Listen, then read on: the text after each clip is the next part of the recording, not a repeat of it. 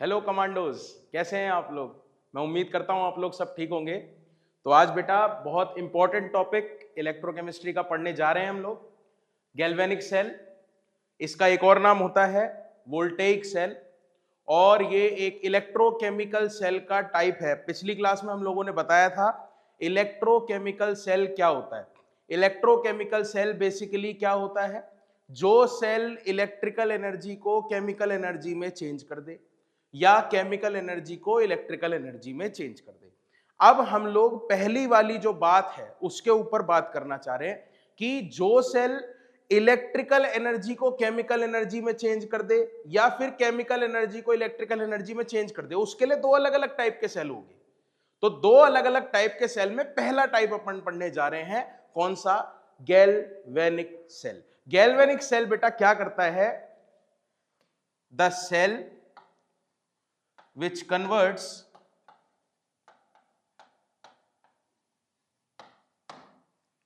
chemical energy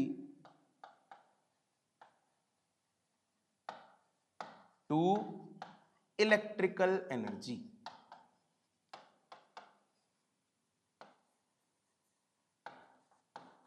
ऐसा cell जो chemical energy को किसमें कन्वर्ट कर दे? इलेक्ट्रिकल एनर्जी में। वो सेल हमारा होता है बेटा गैल्वेनिक सेल, या तो फिर इसका एक और नाम होता है क्या? Voltaic cell. अब इसको पढ़ने से पहले मैं एक चीज समझाना चाहूंगा आपको कि हम एक एक्सपेरिमेंट करते हैं, छोटा सा एक्सपेरिमेंट करेंगे, आपको समझ में आएगा। मैं एक यहां पे अगर बीकर ले लूं,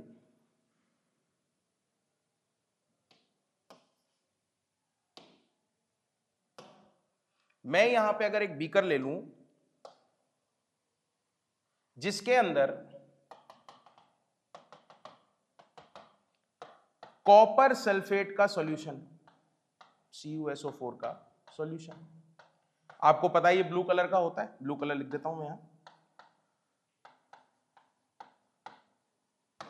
और इसके अंदर एक जिंक की रॉड डाल देते हैं, इसके अंदर एक जिंक की रॉड डाल देते हैं, कोई दिक्कत नहीं, डाल सकते हैं। अब अगर मैं इस एक्सपेरिमेंट की बात करूं तो कभी भी कोई एक्सपेरिमेंट होगा तो एक्सपेरिमेंट के बाद ऑब्जर्वेशंस देखी जाएंगी। अब अगर एक्सपेरिमेंट की बात करूं तो एक्सपेरिमेंट के बाद ऑब्जर्वेशंस देखी जाएंगी, और ऑब्जर्वेशंस अपने को कुछ टाइम बाद क्या दिखी? सबसे पहली ऑब्जर्वेशन बेटा ये थी कि ये जो जिंक की रॉड है ना, ये थोड़ी सी पतली होने लगी। मतलब जिंक की जो रॉड का वेट था वो रिड्यूस हो गया, नीचे से थोड़ी थोड़ी करके ये पतली होने लगी। तो पहला ऑब्जर्वेशन हम बोल रहे हैं कि जिंक की रॉड का जो वेट है वो क्या हो गया है? रिड्यूस हो गया।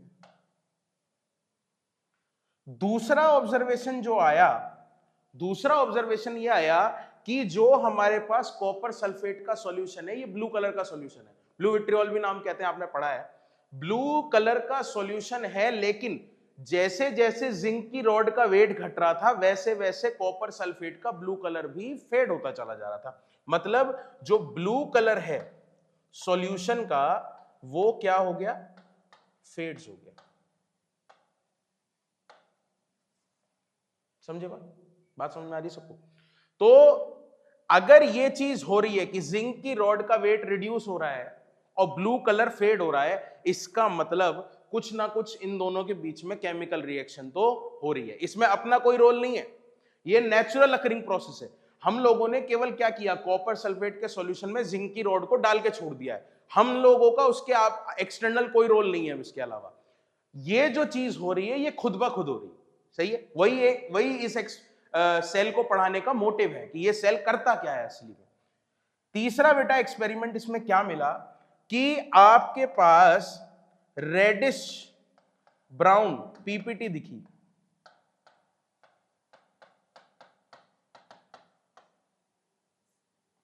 रेडिश ब्राउन पीपीटी दिखी। ये पीपीटी कैसे दिखी अब मैं बताता हूं। अभी अभी के लिए आप इसको याद करेंगे कि रेडिश ब्राउन पीपीटी दिखी, उसके बाद बताएंगे क्यों दिखी भाई।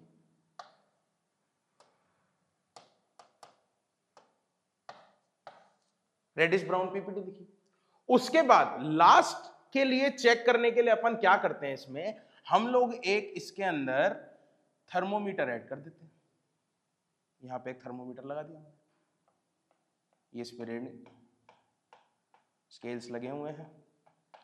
तो जब थर्मोमीटर डाला गया तो पता लगा कि टेम्परेचर जो था वो क्या हो गया था बेटा, इंक्रीज हो गया था। जो टेम्परेचर था वो क्या हो गया था, इंक्रीज हो गया था। अभी टेम्परेचर इंक्रीज हुआ, ये कैसे पता लगेगा भाई? टेम्परेचर इंक्रीज कैसे? आपने कोई सॉल्यूशन रूम में रख रखा है, तो सॉल्यूशन का जो टेम्परेचर है वो रूम के अकॉर्डिंग होना चाहिए। लेकिन अगर वो सॉल्यूशन रूम के टेम्परेचर से थोड़ा गर्म है, जैसे चाय है, चाय आप लाते हो गर्म होती है, रूम टेम्परेचर पे थोड़ी ना होती है, आपको गर्म कैसे पता लगती है? क्योंकि उसका टेम्परेचर बढ़ा हुआ है, वो रूम टेम्परेचर से, जो भी वहां का करंट टेम्परेचर है उससे ऊपर है। तो ऐसे ही ये सॉल्यूशन भी जो रूम का टेम्परेचर है उससे थोड़ा सा बढ़ के दिख रहा है, इसीलिए यहां पे हम क्या बोल रहे हैं कि टेम्परेचर इंक्रीजेस। अब ये 4 ऑब्जर्वेशन हुई, तो 4 ऑब्जर्वेशन से कुछ ना कुछ कंक्लूजन तो निकालना पड़ेगा, क्योंकि एक्सपेरिमेंट का मोटिव क्या होता है? कोई एक्सपेरिमेंट करोगे, फिर क्या लोगे? ऑब्जर्वेशन लोगे, और उसके बाद क्या बनाएंगे आप? कंक्लूजन बनाएंगे। तो अगर मैं बात करूंगा कंक्लूजन्स की, तो क्या निकाल सकते हो आप? खुद सोचना एक बार,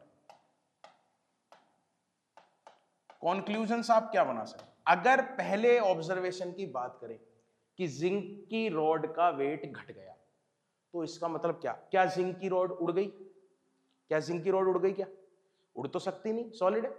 तो अगर जिंक की रॉड उड़ी नहीं है तो आई कहां होगी? सॉल्यूशन में। अरे जिंक की रॉड उड़ी नहीं है तो आई कहां होगी? सॉल्यूशन में। और कोई भी चीज जब सॉल्यूशन में जाती है तो वो किस फॉर्म में जाती है? अपने आयंस के फॉर्म में।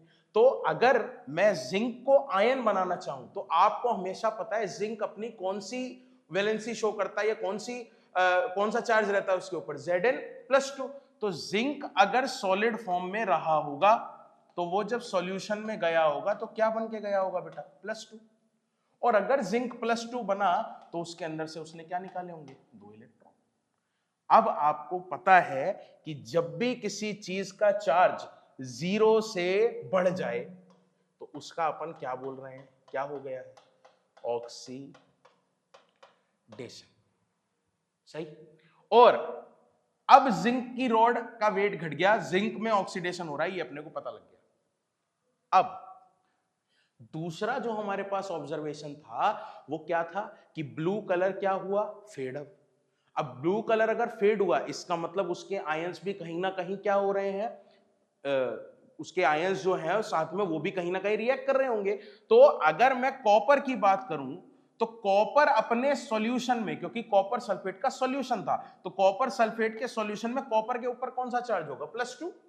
अब अगर +2 होगा तो ये जो 2 इलेक्ट्रॉन जिंक ने दिए, ये 2 इलेक्ट्रॉन को पकड़ लेगा, और अगर ये 2 इलेक्ट्रॉन को पकड़ लेगा तो ये क्या बनाएगा? Copper solid. और आपको पता है तांबे का कलर क्या होता है? Reddish brown. Reddish brown. तो यहां से आप एक बात सोचो कि पहला जो ऑब्जर्वेशन है जिंक की रॉड का वेट घट गया, उससे ही हमें सारी चीज मिल गई। जिंक की रॉड का वेट घटा क्यों? क्योंकि उसके जो सॉलिड पार्ट है वो किसमें? आयंस में कन्वर्ट होके किसके अंदर आ रहा है? सॉल्यूशन। आयंस में अगर जिंक कन्वर्ट होगा तो उस पर कैसा चार्ज आएगा? +2। इसका मतलब वो 2 इलेक्ट्रॉन्स को देगा, तो उसे अपन कहेंगे क्या? ऑक्सीडेशन। और उसी 2 इलेक्ट्रॉन को कॉपर के आयंस पकड़ेंगे और 2 इलेक्ट्रॉन्स के साथ क्या बनाएंगे? Copper solid. और अगर किसी चीज के अंदर +2 है, यहां पे ज्यादा चार्ज है, ज्यादा से 0 की तरफ जा रहा है, तो इसको अपन क्या बोलेंगे बेटा? रिडक्शन। और अच्छी तरीके से आप एक चीज जानते हो कि जब भी मैं ऑक्सीडेशन या रिडक्शन दोनों एक साथ किसी रिएक्शन में हो रहे हैं तो उसको अपन क्या बोलते हैं बेटा? Redox reaction. क्या बोलते हैं? Redox reaction. और एक चीज और समझिए, ये रिडॉक्स रिएक्शन खुद ब खुद हो रही है। ये रिडॉक्स रिएक्शन खुद ब खुद हो रही है, इसमें अपना कोई रोल नहीं है, इसलिए अपन इसको कैसी रिएक्शन बोलेंगे? स्पॉन्टेनियस। क्या बोलेंगे बेटा? स्पॉन्टेनियस। तो एक पहली बात अपने को पता लगी कि गैल्वेनिक सेल की रिएक्शन कैसी होती है?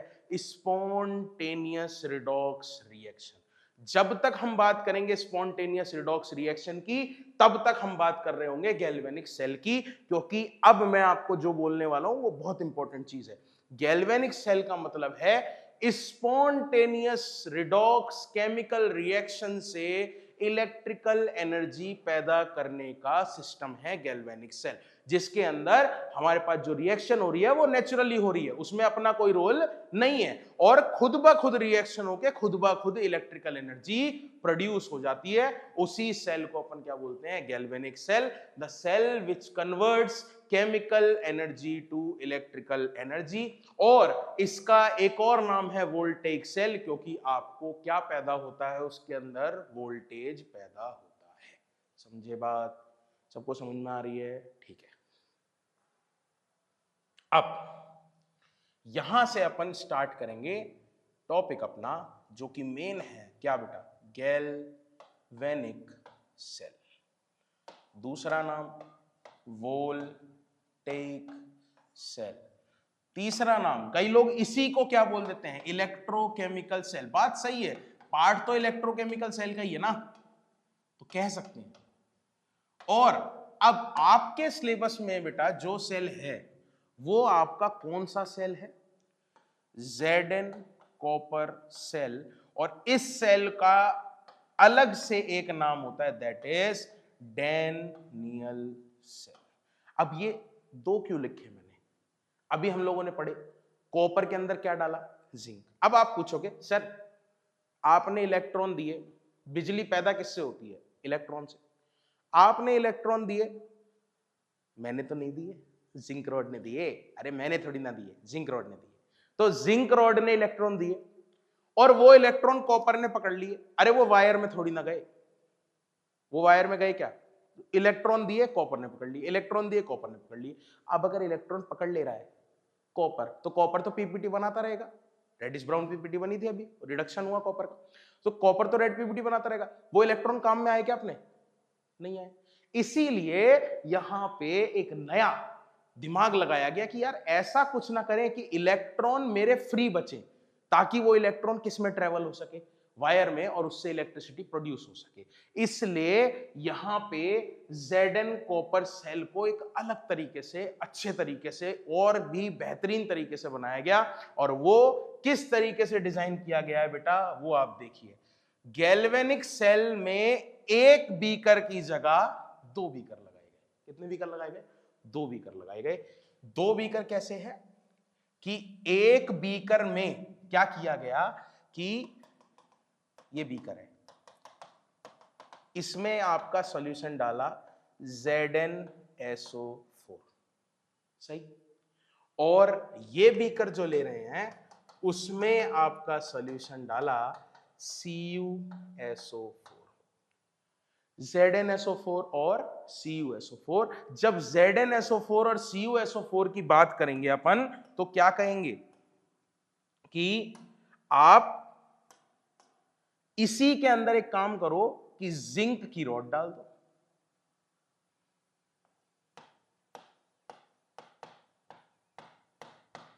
और इसके अंदर आप क्या काम करो कि कॉपर की रॉड डाल दो।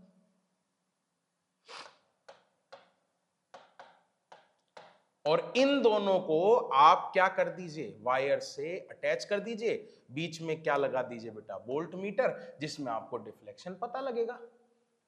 अब ये क्यों किया सर? पूछो क्यों किया? तो ये इसलिए किया बेटा कि जो जिंक की रॉड है, जिंक की रॉड Zn2+ में कन्वर्ट होगी, अभी हम लोगों ने देखा। और Zn2+ जो है नीचे भी Zn2+ ही है सॉल्यूशन में, तो कोई पकड़ने वाला है ही नहीं। कॉपर था वहां पे, कॉपर इलेक्ट्रॉन पकड़ ले रहा था। जिंक 2+ पहले से सॉल्यूशन में और जिंक 2+ यहां पे, तो कोई पकड़ने वाला है ही नहीं, तो हमारे पास इलेक्ट्रॉन हमारे सुरक्षित बच जाएंगे। ऐसे यहां कॉपर की रॉड है, कॉपर इलेक्ट्रॉन पकड़ के रॉड पे चिपकेगा, और कॉपर इलेक्ट्रॉन पकड़ के रॉड पे चिपकेगा क्यों? तो इलेक्ट्रॉन यहां से आराम से मूव कर रहे होंगे तभी तो चिपकेगा। सही है बात? तो इसलिए हम लोगों ने सेम टाइप का सेल, मतलब सेम टाइप का सॉल्यूशन में सेम टाइप का ही मेटल रखा है। समझे? इनको कहते हैं बेटा हाफ सेल्स। क्या कहते हैं इनको? Half cells. अब एक चीज आपको याद करनी पड़ेगी, लोन। क्या याद करोगे आप? लोन। लोन का मतलब क्या होता है, देखो आपको पता है इस जिंक के आयन आएंगे यहां Zn+2, और Zn+2 जब आएगा, यहां भी एक और Zn+2, मान लो बहुत सारे हैं तो मैं बता रहा हूं, तो यहां पे 2 इलेक्ट्रॉन ये छोड़ देगा और ये 2 इलेक्ट्रॉन धीरे धीरे धीरे बढ़ते रहेंगे रॉड पे, तो इस रॉड पे कैसा चार्ज जनरेट होगा, नेगेटिव। और अगर नेगेटिव जनरेट चार्ज हुआ तो आपको पता है अपोजिट टर्मिनल खुद ब खुद क्या बन जाएगा, पॉजिटिव। और जब नेगेटिव पॉजिटिव का डिफरेंस आया, जिसको अपन कहते हैं पोटेंशियल डिफरेंस, तो ये इलेक्ट्रॉन ट्रेवल होंगे, और जिस डायरेक्शन में इलेक्ट्रॉन ट्रेवल होते हैं उसके अपोजिट डायरेक्शन में क्या ट्रेवल होने लगता है बेटा, करंट ट्रेवल होने लगता है, आई। इसका मतलब इलेक्ट्रिसिटी तो प्रोड्यूस हो गई। अब इलेक्ट्रिसिटी अगर प्रोड्यूस हो गई तो हम बात क्या कर रहे हैं कि यहां पे तो क्या हुआ, ऑक्सीडेशन। यहां क्या हुआ होगा, कॉपर के आयन पहले से हैं सॉल्यूशन में, कॉपर इस इलेक्ट्रॉन को पकड़ रहा होगा, कॉपर इस इलेक्ट्रॉन को पकड़ रहा होगा, और इस इलेक्ट्रॉन को पकड़ के कॉपर क्या कर रहा होगा, कॉपर सॉलिड बना रहा होगा। मतलब ये क्या हो गया बेटा, आपका रिडक्शन। और ये आपका क्या हो गया बेटा, Zn जो कन्वर्ट हो रहा है किसमें, Zn+2 इलेक्ट्रॉन, ये किस, ये इसको अपन क्या बोल रहे हैं, ऑक्सीडेशन। तो अब एक जो चीज मैं बोल रहा हूं वो आप कैसे याद करोगे, वो आप ऐसे याद करोगे कि लोन, लोन का मतलब क्या होता है, लेफ्ट ऑक्सीडेशन, एनोड नेगेटिव। मतलब कि हमेशा गैल्वेनिक सेल में लेफ्ट की तरफ क्या होगा, ऑक्सीडेशन। उस पर क्या होता है, एनोड होता है, और एनोड के पे ऊपर चार्ज कौन सा होता है, नेगेटिव। मतलब लेफ्ट ऑक्सीडेशन, एनोड नेगेटिव। देखो ध्यान से, ये है सेल, ये सेल है, ये सेल है। लेफ्ट में क्या हुआ, ऑक्सीडेशन हुआ ना, ऑक्सीडेशन किस पे हो रहा है, एनोड पे होगा। एनोड पे ऊपर चार्ज कैसा आया, नेगेटिव आया, और नेगेटिव कहां पे, ये सब कुछ है किधर, लेफ्ट में। इसलिए गैल्वेनिक सेल की ट्रिक होती है लोन, लोन का मतलब होता है लेफ्ट ऑक्सीडेशन, एनोड नेगेटिव। सही है। अब इसके अलग अलग नाम है बेटा, ये हाफ सेल है, इसको अपन क्या बोल सकते हैं, देखो इसको अपन क्या बोल सकते हैं, यहां से मैं इसको रब करता हूं, इसको अपन क्या बोल सकते हैं, anodic half cell, anodic half cell, या फिर negative half cell, negative half cell, या फिर ऑक्सीडेशन हाफ सेल, और या तो फिर लेफ्ट हाफ सेल। चार नाम है इसके, एनोडिक हाफ सेल क्योंकि एनोड पे है, नेगेटिव हाफ सेल क्योंकि नेगेटिव चार्ज आ रहा है, ऑक्सीडेशन हाफ सेल क्योंकि ऑक्सीडेशन हो रहा है, और लेफ्ट हाफ सेल क्योंकि किधर है, लेफ्ट है। सेम इसके नाम कैसे हो जाएंगे, cathodic half cell, positive half cell, reduction half cell, और राइट हाफ सेल। और पूरे रिएक्शन के अंदर ऑक्सीडेशन और रिडक्शन हुआ, इसलिए अपन क्या बोल रहे हैं, spontaneous redox reaction, spontaneous redox reaction. और स्पॉन्टेनियस रिडॉक्स रिएक्शन की वजह से क्या प्रोड्यूस हो गया, इलेक्ट्रिसिटी प्रोड्यूस हो गई। यही प्रिंसिपल होता है गैल्वेनिक सेल का कि it converts spontaneous chemical reaction energy to electrical energy. और हम लोग अपने कोर्स में कौन सा एग्जाम्पल पढ़ते हैं, जिंक और कॉपर सेल का, इसका एक और नाम होता है क्या, डैनियल सेल। क्या बात समझ में आई आप लोगों को, सबको समझ में आ गई, ठीक है, नोट कर लो।